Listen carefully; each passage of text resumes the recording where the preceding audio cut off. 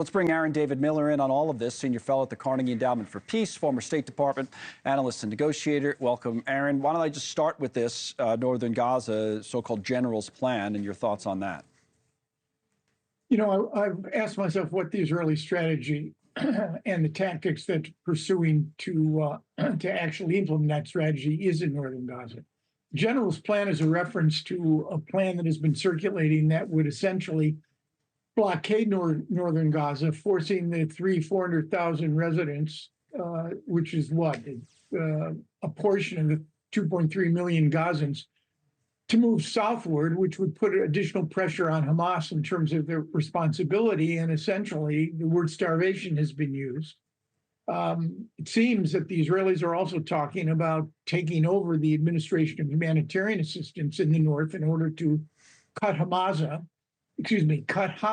out of that process. So I don't know where they are in this one. Minister of Defense Yoav Gallant assured the administration today that there's no starvation plan for Gaza, but I wonder, given the tensions between Gallant and Netanyahu, how much influence he really holds. The main focus right now is on the north anyway, and right. The looming possibility of an intensifying Iranian-Israeli confrontation. And to that point, the latest move from the United States is to send President Biden, I think it's about 100 troops, but also help on missile defense to Israel. On the tablet, we have what they call terminal high-altitude area defense missile battery, so it's THAAD, right? So you talk about range there, how it intercepts missiles and cooperates with other systems that Israel already has, and it goes on to explain that. And this video here kind of shows it in action.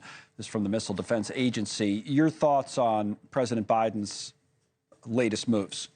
Yeah, well, I mean, that has been deployed at least twice to the Middle East, once in the wake of October 7, but never on an active basis. And that's what the administration has basically done. The 90 or 100 Americans are there essentially to make that work. I think it reflects a couple of things. Number one, it reflects the reality that the administration, even though they may have been somewhat successful in restricting Israel's target set, when in fact they do decide to strike Iran in response to the October 1st launch of almost 200 ballistic missiles in Israel. And number two, we're less than 3 weeks out from one of the most consequential elections in modern American history. I think this is also an administration way of demonstrating, particularly in the face of Iran's double strikes on Israel, April 13, 14, and then October 1st, that they stand with the Israelis.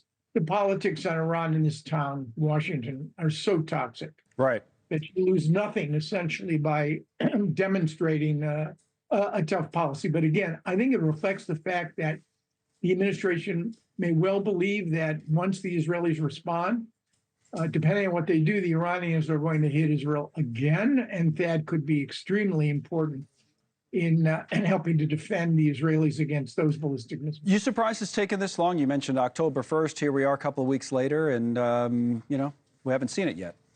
I was at first, but then you had all these holidays. You had Rosh Hashanah, you had October 7. The Israelis were not going to respond, I think, on that day. You had Yom Kippur, and then you had the whole issue of coordination consultation with the administration, which I think has been important.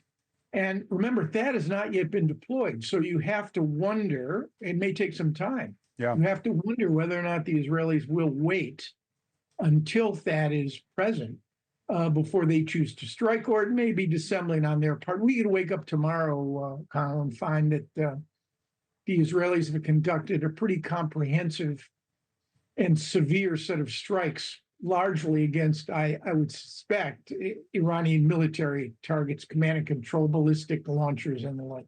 I guess that's why the military folks always use that phrase, time and place of our choosing, when they're talking about these kinds of things, right? So, Aaron, thank you as always.